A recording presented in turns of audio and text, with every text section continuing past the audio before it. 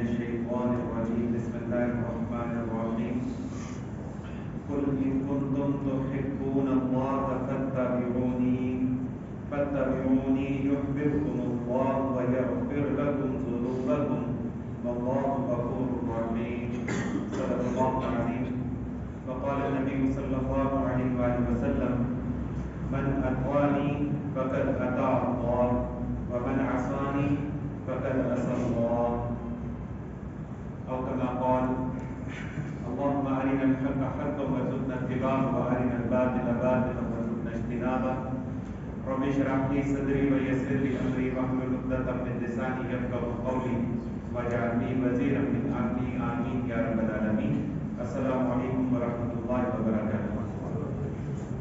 معزز حاضرین مجلس، سب سے پہلے تو میں معذرت چاہتا ہوں کہ آج یہاں تک پہنچنے میں اپروچ کرنے میں کچھ تاخیر ہو گئی، لیٹ ہو گیا ہوں. ٹریفک کی بھی کچھ وجہ تھی اور کچھ اور وجوہات بھی تھی. اللہ سبحانہ وتعالیٰ ہم سب پر اپنا رحم فرمائیں.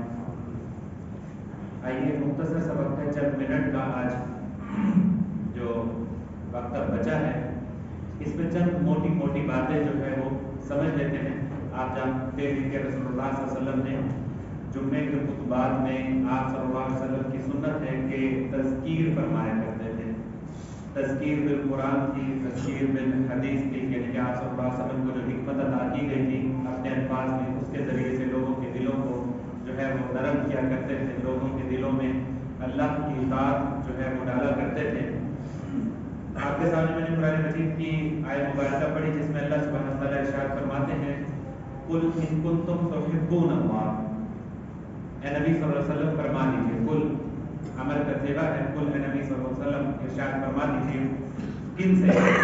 اس کے اندر یہ انڈرسٹوڈ بات ہے کہ ان مومنوں سے، ایمان والوں سے، اے لوگ، اے محمد صلی اللہ علیہ وسلم، اے ہمارے نبی، جو آپ کے ارد گرد جو لوگ ہیں، جو صحابہ ہیں، اور پھر آنے والی یہ آیت محفوظ رہ گئی تو آنے والی امت ہر دور میں ان سب سے یہ کہہ دیجیے، قل اے نبی صلی اللہ علیہ وسلم کہہ دیجیے ان کنتم تحبون اللہ، کہ یہ کہ اگر تم اللہ سے محبت رکھتے ہو.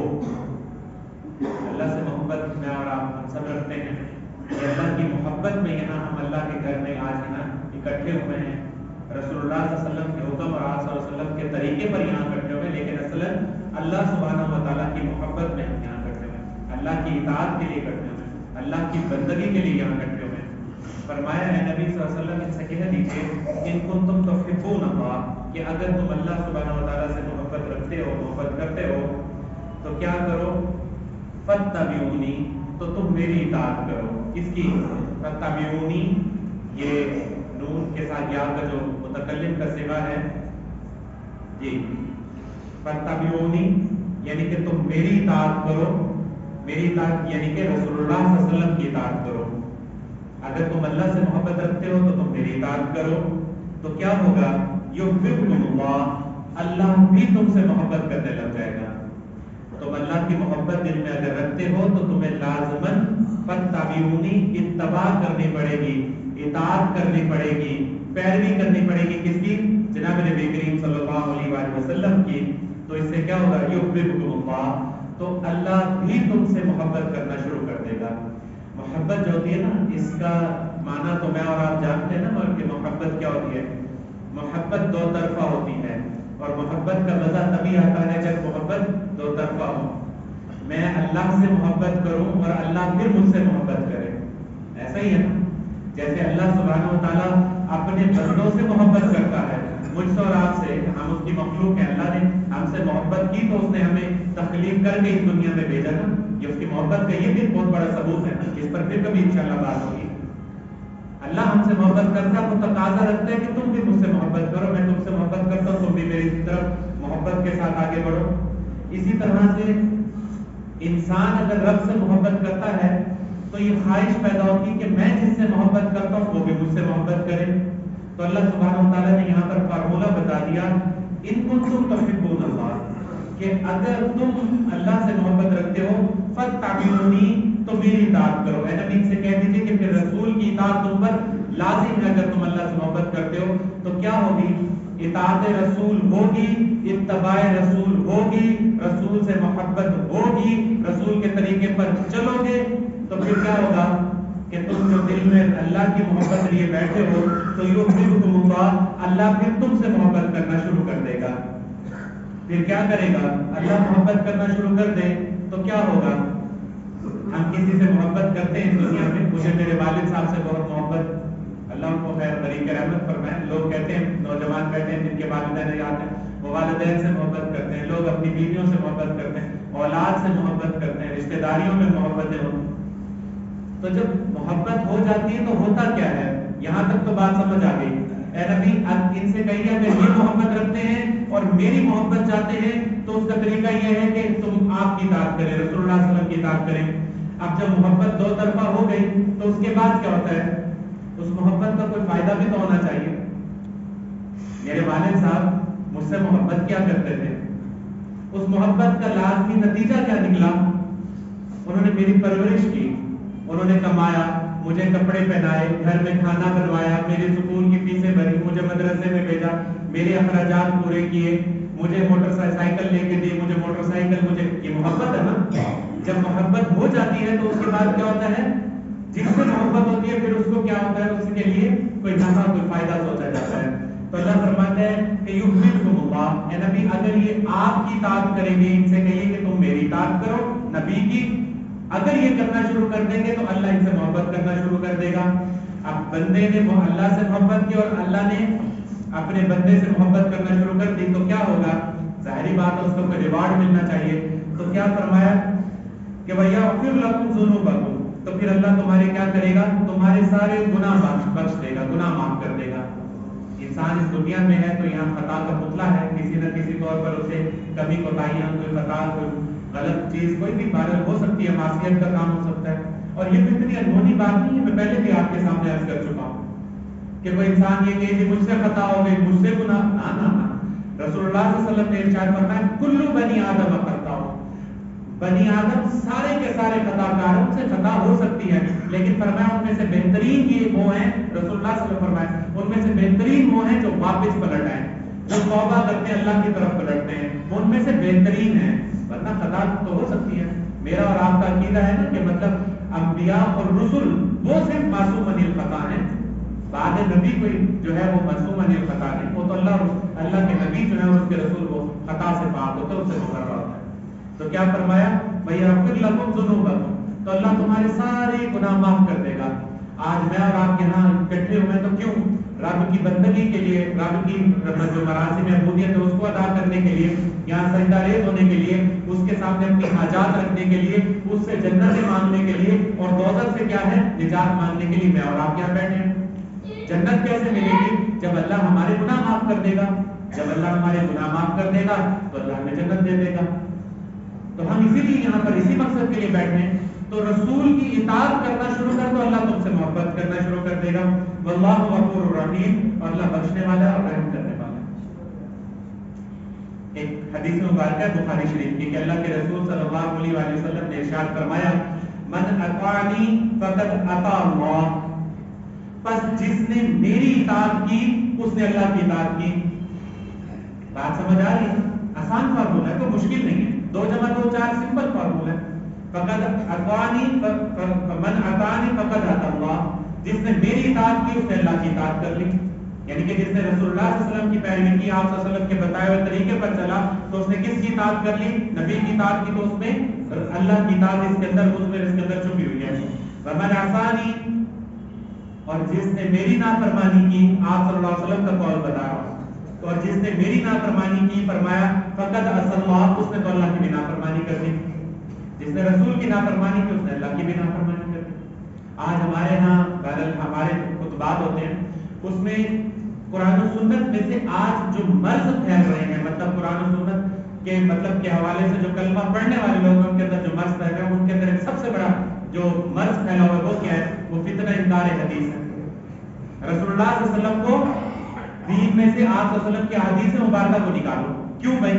یہ نکالو تو پیچھے کیا بچے گا؟ قرآن کو میں نہیں سمجھ آتا۔ تو کیا ہے؟ فرمایا جس نے میری اطاعت کی اس نے اللہ کی اطاعت کی۔ ومن عصانی فقد عصى اللہ، اس نے اللہ کی جس نے میری نافرمانی کی اس نے اللہ کی نافرمانی کی۔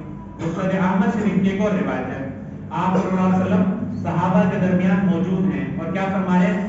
کل امتی یدخلون الجنہ، کل امتی، میری امت کے تمام لوگ یدخلون الجنہ، جنت میں داخل ہو جائیں گے، الا من ابا، سوائے اس کے جس جو انکار کرتے جو داخل ہونے سے۔ کل قیامت کے دن آپ صلی اللہ علیہ وسلم فرما رہے ہیں میرے سارے امتی جنت میں داخل ہو جائیں گے سوائے اس کے کہ جس نے خود جانے سے انکار کر دیا۔ ایک روایت میں سے وکیلا پوچھا گیا اور کچھ میں تک قالو، اور صحابہ نے ارشاد فرمایا، صحابہ نے عرض کی اللہ کے رسول پوچھا ومن ابا، یا رسول اللہ کے رسول وہ کون ہے جو جنت میں داخل ہونے سے انکار کر دے گا؟ ایسا بھی کوئی بدبخت ہے؟ تو کیا فرمایا آپ صلی اللہ علیہ وسلم نے؟ قالا، آپ صلی اللہ علیہ وسلم نے ارشاد فرمایا من اطاعنی دخل الجنہ، جس نے میری اطاعت کر لی، یعنی کہ نبی کی اطاعت کر لی، رسول اللہ صلی اللہ علیہ وسلم فرما رہے ہیں جس نے میری اطاعت کر لی دخل الجنہ، وہ تو جنت میں داخل ہو گیا۔ ومن عصانی، جس نے میری نافرمانی کر لی، فقد ابا، اس نے تو جنت میں جانے سے انکار کر دیا۔ یہ ہے رسول سے محبت۔ آخری الفاظ، کیونکہ وقت بھی میرا مکمل ہو چکا ہے، اللہ کے رسول صلی اللہ علیہ وآلہ وسلم سے محبت کیجئے، اللہ کے رسول صلی اللہ علیہ وآلہ وسلم کی اتباع کیجئے، اللہ کے رسول صلی اللہ علیہ وآلہ وسلم کی اطاعت کیجئے۔ قرآن کامیابی کا رستہ بتاتا ہے، سورہ احزاب کی آیت نمبر 71 میں وَمَن يُطِعِ اللَّهَ وَرَسُولَهُ فَقَدْ فَازَ فَوْزًا عَظِيمًا، پس جس نے اللہ اور اس کے رسول کی اطاعت کر لی وہ بہت بڑی کامیابی کو پہنچا۔ آج میں اور آپ کامیاب ہونا چاہتے ہیں، کامیابی کے معیارات کچھ ہمارے ہاں ہیں۔ اللہ سبحانہ وتعالیٰ فرما رہا ہے جس نے کامیاب ہونا ہے وَمَن يُطِعِ اللَّهَ وَرَسُولَهُ، جس نے اللہ اور اس کے رسول کی اطاعت کر لی وہ کامیاب ہو گیا۔ اور قرآن اس کے لیے کیا فارمولہ بتاتا ہے؟ وَمَا آتَاكُمُ الرَّسُولُ فَخُذُوهُ، پس جو کچھ تمہیں ہمارے رسول نے اس کو مضبوطی سے پکڑ لو۔ وَمَا نَهَاكُمْ عَنْهُ فَانْتَهُوا، اور جس چیز سے ہمارے نبی تمہیں روک دے، یہ قرآن کا حکم ہے، اللہ کے الفاظ ہیں، وہی کے الفاظ ہیں، وَمَا نَهَاكُمْ عَنْهُ فَانْتَهُوا، بس جس چیز سے تمہیں ہمارے نبی روک دیں اس سے رک جایا کرو۔ آج آپ دیکھیں کہ ہمارے شب و روز کیسے گزر رہے ہیں، رسول اللہ صلی اللہ علیہ وسلم کی دی تعلیمات کے مطابق یا آپ صلی اللہ علیہ وسلم کی تعلیمات کے برخلاف۔ ہر کسی نے دین کا ایک اپنا مذہب، دین کا ایک اپنا مطلب کیا، جو کچھ مرضی کرو، کھاؤ پیو عیش کرو، ساری رات پب جی کھیلو، نیٹ فلکس پہ جو کچھ مرضی دیکھ لو، سوشل میڈیا پہ وقت گزار لو، نمازیں قضا کر لو، شادیوں پارٹیوں پہ ناچ گا لو، جیسے مرضی تبصرے کر لو، جو کچھ مرضی کر لو، پھر کیا ہے؟ دعا مانگ لو، بس خار ہیں بدکار ہیں ڈوبے ہوئے ذلت میں۔ ٹھیک ہے، یہ مانگنا چاہیے، اللہ کے سامنے عزت اور انکساری ہونی چاہیے کہ اللہ خار ہیں بدکار ہیں، اللہ کمی کمزوریاں ہیں، کوتاہیاں ہیں، اللہ تو معاف فرما دے، لیکن ہمیں شعوراً اس بات کا جو ہے ادراک ہونا چاہیے کہ ہم رسول اللہ صلی اللہ علیہ وسلم کی امتی ہیں، اور امتی ہونے کے حوالے سے میرے اور آپ کی کچھ ذمہ داریاں ہیں۔ رسول کو رسول مانا ہے، کلمہ پڑھا ہے، اشہد ان لا الہ الا اللہ وحدہ لا شریک لہ واشہد ان محمدا عبدہ ورسولہ۔ جب کلمے میں رسول کو رسول مان لیا تو پھر اس کی پیروی کرنے میں کیا اعتراض ہے؟ صبح و شام دن رات کے اوقات رسول کے طریقے پر گزارنے میں کیا اعتراض ہے؟ کوئی اعتراض نہیں ہونا چاہیے۔ آج یہ جتنے مسائل کا شکار میں اور آپ ہیں، معاشرتی طور پر، اجتماعی طور پر، چاہے انفرادی طور پر، اس کی اصل وجہ کیا ہے؟ قرآن و سنت سے دوری، قرآن کی تعلیمات کو عام نہیں کیا جائے، قرآن پر نہیں عمل کیا جا رہا، رسول اللہ صلی اللہ علیہ وسلم کی تعلیمات پر عمل نہیں کیا جائے، آپ صلی اللہ علیہ وسلم کی سنتوں پر عمل نہیں، آپ صلی اللہ علیہ وسلم کی حدیثیں مبارکہ، قرآن و سنت اور حدیث کہتے تو ایک ہی چیز ہے نا۔ آپ صلی اللہ علیہ وسلم نے جو عمل کر کے دکھایا وہ سنت ہے، وہی تو حدیث ہے، وہی لکھی ہوئی آپ کو ملے گی کہیں نہ کہیں۔ یہ سارے معاملات ہیں۔ اللہ سبحانہ وتعالیٰ مجھے اور آپ کو جناب نبی کریم صلی اللہ علیہ وآلہ وسلم کا پکا سچا امتی بننے کی توفیق عطا فرمائے۔ آج کے خطبے کا عنوان ہی سیرت النبی تھی، اور سیرت النبی میں اصل چیز کیا تھا؟ اصل چیز یہ ہے کہ جناب نبی کریم صلی اللہ علیہ وسلم سے ایسی محبت جو کہ اطاعت کے درجے میں چلی جائے۔ محبت کے دعوے دار تو اس وقت جتنے بھی سینے یہاں پر جو ہے قلوب یہاں پر میرے سامنے مجھ سمیت بیٹھے ہیں، ہم سب محبت کا دعویٰ رکھتے ہیں، لیکن اس محبت کے دعوے میں کیا ہے؟